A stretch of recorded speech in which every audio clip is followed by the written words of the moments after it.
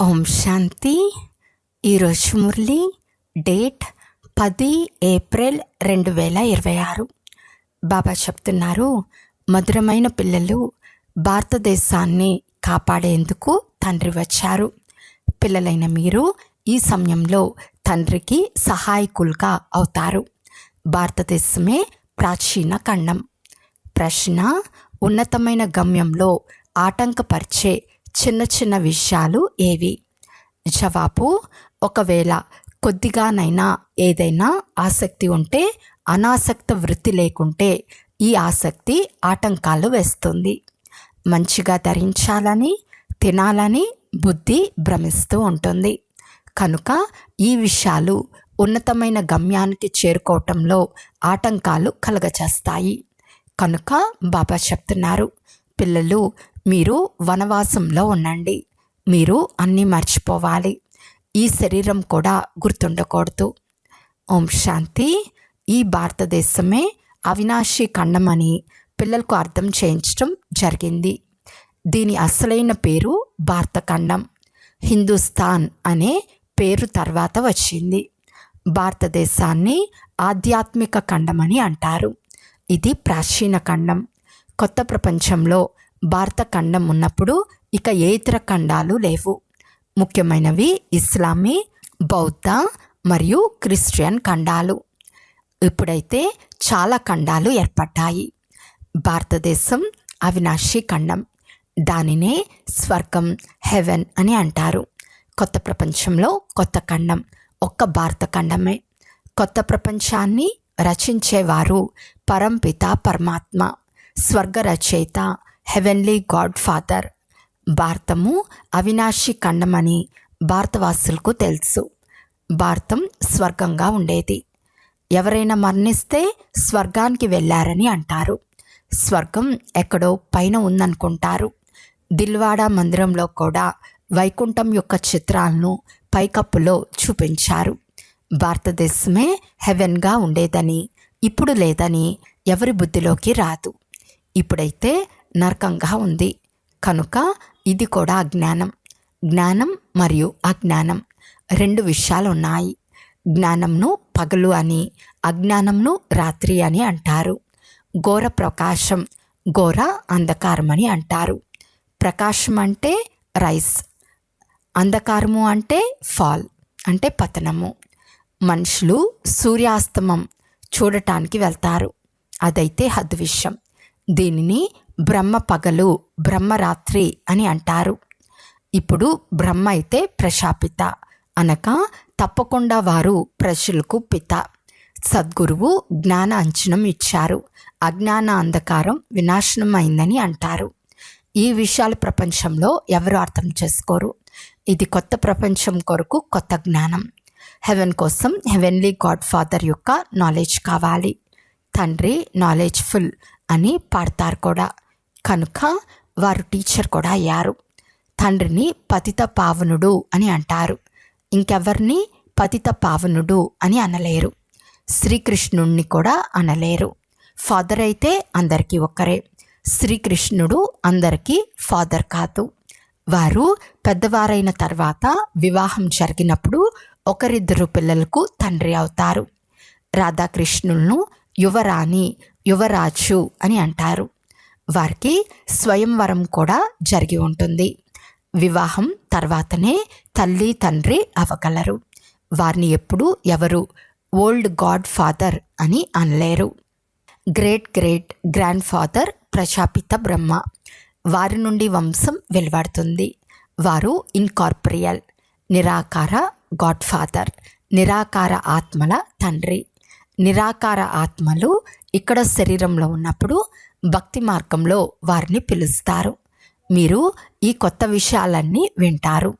యథార్థ రీతిగా ఏ శాస్త్రాలలోనూ లేవు. తండ్రి చెప్తున్నారు, నేను సన్ముఖంలో కూర్చుని పిల్లలైన మీకు అర్థం చేయిస్తున్నాను. తర్వాత ఈ జ్ఞానమంతా అదృశ్యమైపోతుంది. తర్వాత తండ్రి ఎప్పుడు రావాలో అప్పుడు వచ్చి యథార్థ జ్ఞానం వినిపించాలి. పిల్లల సన్ముఖంగా కూర్చుని అర్థం చేయించి పిల్లలకే వారసత్వం ఇస్తారు. తర్వాత శాస్త్రాలు తయారవుతాయి. యథార్థంగా అయితే తయారవ్వవు. ఎందుకంటే సత్య ప్రపంచం సమాప్తమైపోయి అసత్య ఖండం అయిపోతుంది. కనుక అసత్య విషయాలే ఉంటాయి. ఎందుకంటే దిగజారే కళయే ఉంటుంది. సత్యంతో అయితే ఉన్నతి అయ్యే కళ ఉంటుంది. భక్తి అనేది రాత్రి అంధకారంలో ఎదురు దెబ్బలు తినాల్సి ఉంటుంది. శిరస్సు వంచి నమస్కరిస్తూ ఉంటారు. ఇటువంటి ఘోర అంధకారం ఉంది. మనుషులకు ఏమీ అర్థం కాదు. ప్రతి చోట ఎదురు దెబ్బలు తింటూ ఉంటారు. ఈ సూర్యునికి కూడా ఉదయించటం మరియు అస్తమించటం ఉంటాయి. దానిని చూసేందుకు పిల్లలు వెళ్తారు. ఇప్పుడు పిల్లలైన మీరు జ్ఞాన సూర్యుడు ఉదయించుటను చూడాలి. భారతం యొక్క ఉన్నతి మరియు భారతం యొక్క పతనం. సూర్యుడు అస్తమించినట్లుగా భారతఖండం అస్తమిస్తుంది. సత్యనారాయణ కథలో భారతఖండం యొక్క నావ క్రిందకి వెళ్ళిపోతుంది. తర్వాత తండ్రి వచ్చి కాపాడతారని చూపిస్తారు. ఈ భారతదేశాన్ని మళ్ళీ వీరు కాపాడతారు. ఇది పిల్లలైన మీకే తెలుసు. మీరు నిమంత్రణ కూడా ఇస్తారు. నవ నిర్మాణ ప్రదర్శిని అనే పేరు కూడా సరిగ్గా ఉంది. కొత్త ప్రపంచం ఎలా స్థాపన అవుతుందో తెలియచెప్పే ప్రదర్శిని. చిత్రాల ద్వారా అర్థం చేయించబడుతుంది. కనుక ఇక ముందు కొరకు కూడా అదే పేరును నడిపిస్తే బాగుంటుంది. కొత్త ప్రపంచం ఎలా స్థాపన అవుతుందో లేదా ఉన్నతి ఎలా అవుతుందో మీరు చూపిస్తారు. తప్పకుండా పాత ప్రపంచం పతనమవుతుంది. కనుకనే ఉన్నతి ఎలా జరుగుతుందో చూపిస్తారు. రాజ్యం పొందటం, పోగొట్టుకోవటం, ఇది కూడా ఒక కథ. 5000 సంవత్సరాల క్రితం ఏముండేది? సూర్యవంశీల రాజ్యం ఉండేది. తర్వాత చంద్రవంశీల రాజ్య స్థాపన జరిగింది.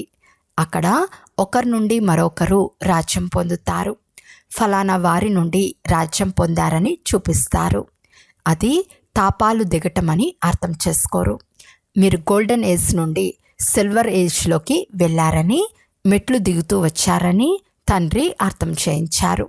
ఇది 84 జన్మల నిచ్చెన దిగటం మళ్ళీ ఎక్కటం కూడా ఉంటుంది. పతనం యొక్క రహస్యం కూడా అర్థం చేయించాల్సి ఉంటుంది. భారతదేశం యొక్క పతనం ఎంత సమయం, ఉన్నతి ఎంత సమయం. భారతవాసుల ఉత్థానం పతనం గురించి విచార సాగర మంథనం చేయాల్సి ఉంటుంది. మనుషులకు ఆకర్షణ కలగచేసి సోదరులారా వచ్చి అర్థం చేసుకోండి ఆహ్వానం ఇవ్వాలి. మొదట తండ్రి మహిమను తెలియచేయాలి. పతిత పావనులు, జ్ఞానసాగర్లు, పవిత్రత, సుఖశాంతుల సాగర్లు, సంపత్తికి సాగర్లు, సర్వుల సద్గతి దాత, జగత్పిత, జగత్ శిక్షకులు, జగద్గురువు అయిన శివబాబా నుండి మీ సూర్యవంశీ చంద్రవంశీ వారసత్వం తీసుకోండి. శివబాబా మహిమతో ఒక బోర్డు ఉండాలి. అప్పుడు మనుషులకు తండ్రి గురించి తెలుస్తుంది. తండ్రి మహిమ, శ్రీకృష్ణుని మహిమ వేరువేరని పిల్లలైన మీ బుద్ధిలో ఉంది. సర్వీస్బుల్ పిల్లలు రోజంతా సేవలో పరుగులు తీస్తూ ఉంటారు. తమ లౌకిక సర్వీస్ ఉన్నా కూడా సెలవు తీసుకుని సర్వీసులో నిమగ్నమవుతారు. ఇది ఈశ్వర్య గవర్నమెంట్. ముఖ్యంగా కుమారీలు ఒకవేళ ఇటువంటి సర్వీస్లో నిమగ్నమైతే పేరును చాలా ప్రసిద్ధం చేయగలరు. సర్వీస్బుల్ పిల్లల పాలన అయితే చక్కగా జరుగుతూనే ఉంటుంది. ఎందుకంటే శివబాబా బండారం నిండుగా ఉంది. ఏ బండారం నుండి తింటారో ఆ బండారం పరిపూర్ణం. కష్టాలు, దుఃఖాలు దూరం. మీరు శివవంశీలు. శివుడు రచయిత. ఇది రచన. బాబుల్ అనే పేరు చాలా మధురంగా ఉంది. శివుడు ప్రీతముడు కూడా కదా. శివుని మహిమయే వేరు. నిరాకారులు అని రాయటం వలన వారికి ఏ ఆకారం లేదని అర్థం చేసుకుంటారు. పరం ప్రియమైన శివబాబా అని రాయాలి. ఈ సమయంలో వారికి కూడా యుద్ధ మైదానం మరియు మీకు కూడా యుద్ధ మైదానమే. శివశక్తులు అహింసకులు అని మహిమ చేయబడతారు. కానీ చిత్రాలలో దేవీలకు ఆయుధాలనిచ్చి హింసకులుగా చూపించారు. వాస్తవానికి మీరు యోగశక్తితో, స్మృతి బలంతో విశ్వరాజ్యం పొందుతారు. ఆయుధాలు మొదలైన వాటి విషయమే లేదు. గంగ యొక్క ప్రభావం చాలా ఉంది. చాలామందికి సాక్షాత్కారం కూడా అవుతుంది. గంగాజలం లభించినప్పుడే ఉద్ధరింపబడతామని భక్తి మార్గంలో భావిస్తారు. అందుకే గుప్త గంగా అని అంటూ ఉంటారు. బాణం వేస్తే గంగ వెలువడిందని అంటారు. గోముఖం నుండి కూడా గంగను చూపిస్తారు. మీరు వారిని అడిగితే గుప్త గంగ బయటికి వస్తుందని అంటారు. త్రివేణి వద్ద కూడా సరస్వతీ నదిని గుప్తంగా చూపించారు. మనుషులు చాలా విషయాలు తయారు చేశారు. ఇక్కడైతే ఒకే విషయం, కేవలం తండ్రి అంతే. అల్లా వచ్చి స్వర్గాన్ని స్థాపిస్తారు, హెవెన్ను ఖుదా స్థాపిస్తారు. ఈశ్వరుడు స్వర్గస్థాపన చేస్తారు. వాస్తవానికి ఈశ్వరుడైతే ఒక్కరే. తమ తమ భాషల్లో రకరకాల పేర్లు పెట్టారు. కానీ అల్లా నుండి తప్పక స్వర్గరాజ్యం లభిస్తుందని భావిస్తారు. ఇక్కడైతే తండ్రి మన్మనా భవ అని చెప్తారు. తండ్రిని స్మృతి చేయటం వలన తప్పకుండా వారసత్వం గుర్తుకొస్తుంది. రచయిత యొక్క రచనయే స్వర్గం. రాముడు నరకాన్ని రచించాడని ఎంత మాత్రం చెప్పరు. నిరాకార రచయిత ఎవరు అని భారతవాసులకు తెలియదు. నరకాన్ని రావణుడు రచించాడని, అతన్ని తగలబెడతారని మీకు తెలుసు. రావణ రాజ్యంలో భక్తి మార్గానికి ఎంత పెద్ద అంటు కట్టబడింది. రావణుని రూపం కూడా చాలా భయంకరంగా తయారు చేశారు. రావణుడు మన శత్రువు అని కూడా చెప్తారు. విస్తారం చాలా పెద్దది కనుక రావణుని శరీరం కూడా పెద్దదిగా తయారు చేశారని తండ్రి అర్థం చేయించారు. శివబాబా అయితే బిందువు అయినా కానీ చిత్రం పెద్దదిగా తయారు చేశారు. లేకపోతే బిందువుకు పూజ ఎలా చేస్తారు? పూజారులుగా అయితే తయారవ్వాలి కదా. ఆత్మ బ్రుకుటి మధ్యలో మెరుస్తున్న అద్భుతమైన నక్షత్రం అని అంటారు. అంతేకాక ఆత్మసో పరమాత్మ అని అనేస్తారు. మరి వేలాది సూర్యుల కంటే చాలా తేజోమయంగా ఎలా ఉంటారు? ఆత్మనైతే వర్ణిస్తారు, కానీ అర్థం చేసుకోరు. ఒకవేళ పరమాత్మ వేల సూర్యుల కంటే తేజోమయంగా ఉన్నట్లయితే ప్రతి ఒక్కరిలో ఎలా ప్రవేశిస్తారు? ఇంతటి అయథార్థమైన విషయాలు విని ఎలా అయిపోయారు? ఆత్మ సో పరమాత్మ అని అన్నప్పుడు తండ్రి రూపం కూడా ఇలాగే ఉండాలి కదా. కానీ పూజ కోసం పెద్దదిగా తయారు చేశారు. రాతితో ఎంత పెద్ద పెద్ద చిత్రాలు తయారు చేస్తారు. ఉదాహరణకు గుహల్లో పెద్ద పెద్ద పాండవుల చిత్రాలను చూపించారు కదా. ఏమీ తెలియదు. ఇది చదువు. వ్యాపారం వేరు, చదువు వేరు. తండ్రి చదివిస్తారు మరియు వ్యాపారం కూడా నేర్పిస్తారు. బోర్డుపై కూడా మొదట తండ్రి మహిమ ఉండాలి. తండ్రిది పూర్తి మహిమ రాయాలి. ఈ విషయాలు పిల్లలైన మీ బుద్ధిలో కూడా నెంబర్ వార్ పురుషార్థానుసారం వస్తాయి. అందువలన మహారథులు గుర్రపు స్వారీ వారని అంటారు. ఆయుధాలు మొదలైన వాటి విషయం ఏదీ లేదు. తండ్రి బుద్ధి తాళాన్ని తెరుస్తారు. ఇది గోడ్రేజ్ తాళాన్ని మరెవ్వరూ తెరవలేరు. తండ్రి వద్దకు కలవటానికి వచ్చినప్పుడు ఇంతకుముందు ఎప్పుడు కలిశారు? ఇదే చోట ఇదే రోజు ఎప్పుడు కలిశారు అని బాబా పిల్లలను అడుగుతారు. అప్పుడు పిల్లలు అవును బాబా 5000 సంవత్సరాల క్రితం కలిశామని అంటారు. ఇప్పుడు ఈ విషయాలను ఇలా ఎవ్వరూ అడగలేరు. ఇవన్నీ అర్థం చేసుకోవాల్సిన గూహ్యమైన విషయాలు. జ్ఞానం యొక్క ఎన్నో యుక్తులను బాబా అర్థం చేయిస్తారు. కానీ ధారణ నెంబర్ వారీగా అవుతుంది. శివ్ బాబా మహిమ వేరు, బ్రహ్మ విష్ణు శంకర్ల మహిమ వేరు. ప్రతి ఒక్కరి పాత్ర వేరువేరుగా ఉంది. ఒకరి పాత్ర మరొకరి పాత్రతో కలవదు. ఇది అనాది డ్రామా. అదే మళ్ళీ రిపీట్ అవుతుంది. మేము ఎలా మూలవతనానికి వెళ్తాము, తర్వాత పాత్రను అభినయించడానికి ఎలా వస్తాము అనేది ఇప్పుడు మీ బుద్ధిలో కూర్చుంది. వయా సూక్ష్మవతనం వెళ్తారు. వచ్చే సమయంలో సూక్ష్మవతనం ఉండదు. ఎప్పుడూ కూడా ఎవరికి సూక్ష్మవతన సాక్షాత్కారం జరగదు. సూక్ష్మవతనాన్ని సాక్షాత్కారం చేసుకునేందుకు ఎవరు తపస్సు చేయరు. ఎందుకంటే దాని గురించి ఎవరికి తెలియదు. సూక్ష్మవతనం యొక్క భక్తులు ఎవరు ఉండరు. సూక్ష్మవతనాన్ని ఇప్పుడే రచిస్తారు. వయా సూక్ష్మవతనం వెళ్ళి తర్వాత కొత్త ప్రపంచంలోకి వస్తారు. ఈ సమయంలో మీరు అక్కడికి వస్తూ పోతూ ఉంటారు. మీకు నిస్తార్థం జరిగింది.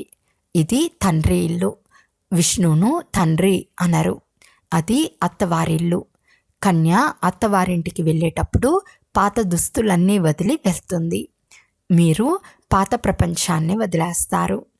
మీ వనవాసంలో వారి వనవాసంలో ఎంత తేడా ఉంది. మీరు కూడా చాలా అనాసక్తితో ఉండాలి. దేహాభిమానం తెంచేయాలి. ఖరీదైన చీర ధరిస్తే వెంటనే దేహాభిమానం వచ్చేస్తుంది.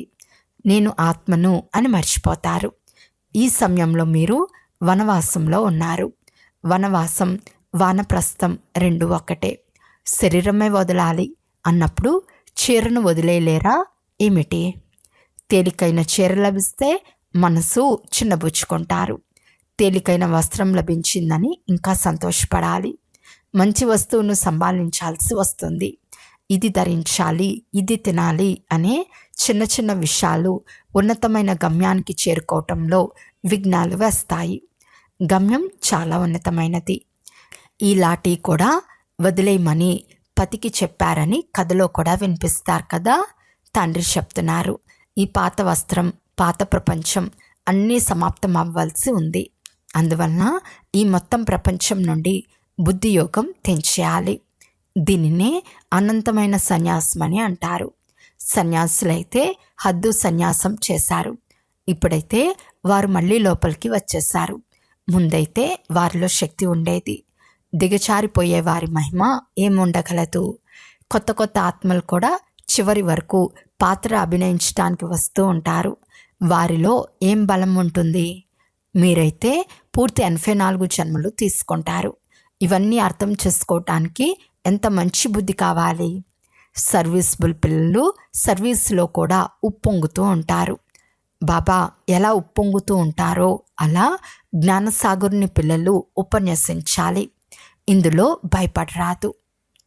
అచ్చా, మధురాతి మధురమైన అపురూపమైన పిల్లలకు మాతాపిత బాప్దాదాల ప్రియ స్మృతులు మరియు గుడ్ మార్నింగ్.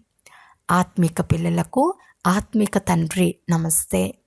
ఆత్మిక తండ్రికి ఆత్మిక పిల్లల యొక్క ప్రియ స్మృతులు మరియు నమస్తే నమస్తే నమస్తే. ధారణ కొరకు ముఖ్య సారము. ఫస్ట్ పాయింట్, బుద్ధి ద్వారా అనంతమైన సన్యాసం చేయాలి. ఇప్పుడు ఇది వాపస్ ఇంటికి వెళ్ళే సమయం కనుక పాత ప్రపంచం, పాత శరీరంతో అనాసక్తంగా ఉండాలి. సెకండ్ పాయింట్, డ్రామాలోని ప్రతి దృశ్యాన్ని చూస్తూ సదా హర్షితంగా ఉండాలి. ఈరోజు వరదానము. బాప్దాదాను తమ సహచరునిగా భావించి డబల్ ఫోర్స్తో కార్యం చేసే సహజ యోగి భవ. ఏ కార్యం చేస్తున్నా బాప్దాదాను తమ సహచరునిగా చేసుకున్నట్లయితే కార్యం డబల్ ఫోర్స్తో జరుగుతుంది. అంతేకాక స్మృతి కూడా చాలా సహజంగా ఉంటుంది. ఎందుకంటే ఎవరైతే సదా తోడుగా ఉంటారో వారి స్మృతి స్వతహాగానే ఉంటుంది. కనుక ఇటువంటి సహచరుడు ఉండుట ద్వారా లేక బుద్ధి ద్వారా నిరంతరం సత్యం యొక్క సాంగత్యం చేయటం ద్వారా సహజ యోగిగా అయిపోతారు. పవర్ఫుల్ సాంగత్యం ఉన్న కారణం చేత ప్రతి కర్తవ్యంలో మీ డబల్ ఫోర్స్ ఉంటుంది. దాని ద్వారా ప్రతి కార్యంలో సఫలత అనుభవం అవుతుంది. స్లోగన్: ఎవరైతే ఎప్పుడు మాయ ప్రభావంలోకి వచ్చి పరవశం అవ్వరో వారే మహారథులు. అవ్యక్త సూచన: మహాన్గా అయ్యేందుకు మధురత మరియు నమ్రత గుణాలను ధారణ చేయండి. మధురతయే బ్రాహ్మణ జీవితానికి మహానత. ఎక్కడ మధురత ఉంటుందో అక్కడ పవిత్రత ఉంటుంది. పవిత్రత లేకుండా మధురత రాదు. బుద్ధిలో ఎంత నశ ఉంటుందో అంతగానే కర్మలో నమ్రత, మాటల్లో మధురత ఉండాలి. ఇటువంటి నశాలో ఉండటం ద్వారా ఎప్పుడూ నష్టం కలగదు. సిద్ధిని పొందువారు స్వయాన్ని నమ్రచిత్తులుగా, నిర్మాణంగా, ప్రతి విషయంలో స్వయాన్ని గుణగ్రాహకులుగా, మధురతా సంపన్నంగా తయారు చేసుకుంటారు. అచ్చా, ఓం శాంతి.